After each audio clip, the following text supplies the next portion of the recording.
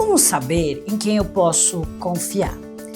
Normalmente, as pessoas analisam a história daquela pessoa, né? Aquela que ela quer confiar, né? O que ela fez de bom. E é baseado nessa história que a gente decide se confia ou não.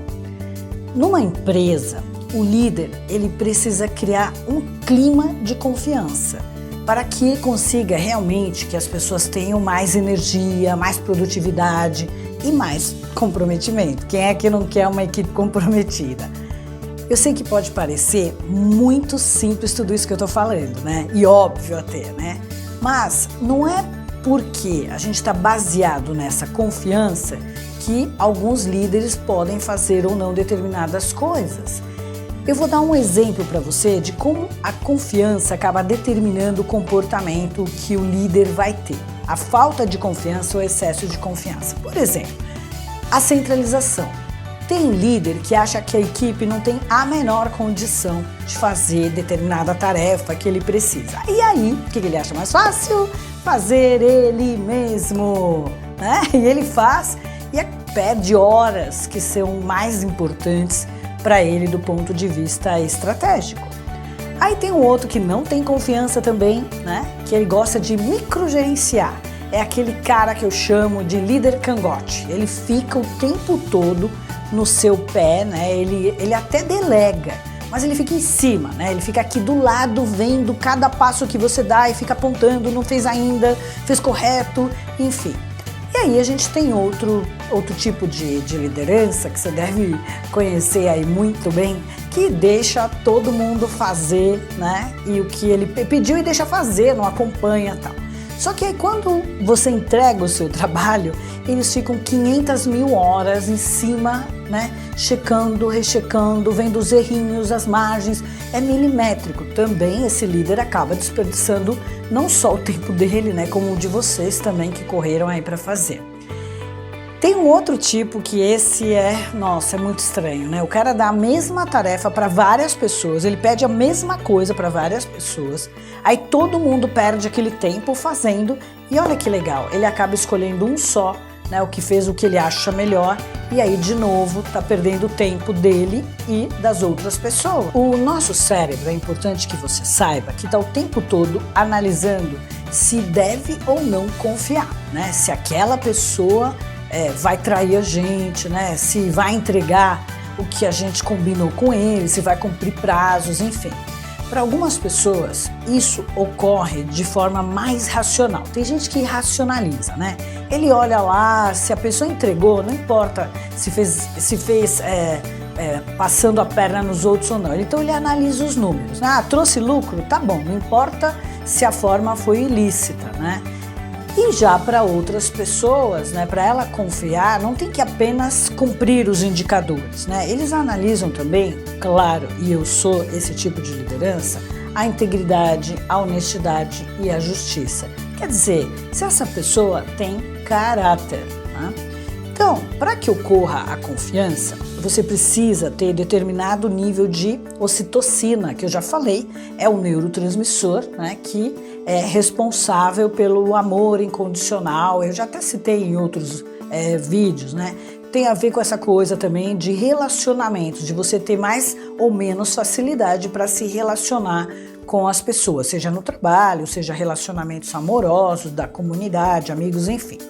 Algumas pesquisas já analisaram que ambientes onde existe justiça, gratidão, reciprocidade, o nível de confiança é maior. E aí aquele scanner, né, que a gente passa para fazer as pesquisas, verificou que a atividade cerebral dessas pessoas é muito maior no sistema límbico, que é um sistema que regula as nossas emoções e está envolvido no nosso aprendizado social. E é onde existe o hipocampo, que regula a ocitocina. Alguns cientistas fizeram uma pesquisa fazendo com que uma pessoa que estava participando de um jogo que eu nem sei se tem aqui no Brasil, se chama o jogo da verdade, recebesse algumas borrifadas, claro, no laboratório, né, não é um perfume, de ocitocina sintética, antes dele jogar. E aí o que eles perceberam? Que essa pessoa estava muito mais tendenciosa a confiar no outro jogador. mesmo depois que esse jogador sacaneou ele. Provavelmente as pessoas que têm as melhores experiências de confiança na vida, ou que receberam mais amor, mais gratidão, quer dizer, as outras pessoas elogiavam, reconheciam, quer dizer, tem uma história, né, de reconhecimento, elas têm muito mais tendências a se abrir, a confiar nos outros, né, porque elas têm mais ocitocina, que de certa forma desarma as pessoas em relação aos acontecimentos. É claro que numa situação de liderança, onde o líder tem que tomar decisões complexas e decidir em quem vai confiar ou não, é muito mais complicado do que, claro, nesse jogo aí que a gente falou, e não é só simplesmente fazer um cálculo e analisar as experiências passadas, né, como eu falei aí no dia a dia. O líder, ele tem que avaliar não só a integridade, o caráter, o bom comportamento, quer dizer, o histórico também, mas é claro, se essa pessoa tem a competência, ele não pode simplesmente confiar um trabalho para um colaborador só porque o cara é legal, é íntegro, honesto, se ele realmente não tem a competência para exercer aquilo que ele realmente precisa, porque aí, é claro, ele próprio, o líder, está colocando a função dele em perigo, né? Porque ele não vai cumprir as metas dele também. Então ele tem que saber exatamente quem são as pessoas que podem colaborar com ele para realizar os projetos que ele precisa na empresa. Então, a confiança, ela é crucial para a nossa vida, claro, a gente vive muito melhor quando você confia nas pessoas, né? Mas para as empresas, que é a minha área de atuação profissional no Neurobusiness. Agora, é claro, o líder, ele não pode simplesmente aceitar os relatórios, os projetos, as recomendações que os colaboradores fazem ou as análises, né, e todo sorridente, sem questionar, sem conferir, sem fazer a parte dele. Então, o líder tem que receber esse material e o trabalho de avaliar tudo que chega nas mãos dele, né, fazer uma distinção entre o que ele, claro, vai monitorar, vai acompanhar, né, e uma coisa é ele olhar isso, outra coisa é ele ficar lá no cangote microgerenciando o processo. Então o papel dele é checar, mas não ficar 200 mil horas, porque aí com certeza ele contratou as pessoas erradas. Então, quando o líder recebe um relatório, por exemplo, ele tem que levantar as hipóteses, né? Fazer perguntas, e se alguma coisa não bate com aquilo que ele tem de conhecimento, com aquilo que ele está acostumado, né? Ele olha um relatório de vendas que tem informações que não estão condizendo com a realidade, ele tem sim, né, que fazer essa checagem, chamar as pessoas, né, e levantar as contradições, né? Então o líder tem toda a liberdade, né, para fazer isso, fazer as perguntas e, claro, usar toda a sua expertise, né? Não é simplesmente acatar tudo que vem ou atacar, né, e sim fazer perguntas, né? Porque tanto ele como os colaboradores dele têm muitas coisas para aprender com isso. Então, por isso, líder e liderado podem, né, e devem realmente entrar em discussões para chegar a um excelente resultado, né, baseado em fatos. Por isso que é importante a gente checar. Então, esse é o grande papel da confiança, né? Você criar um clima que as pessoas possam conversar e elas possam, de fato, avaliar onde é que elas estão pisando.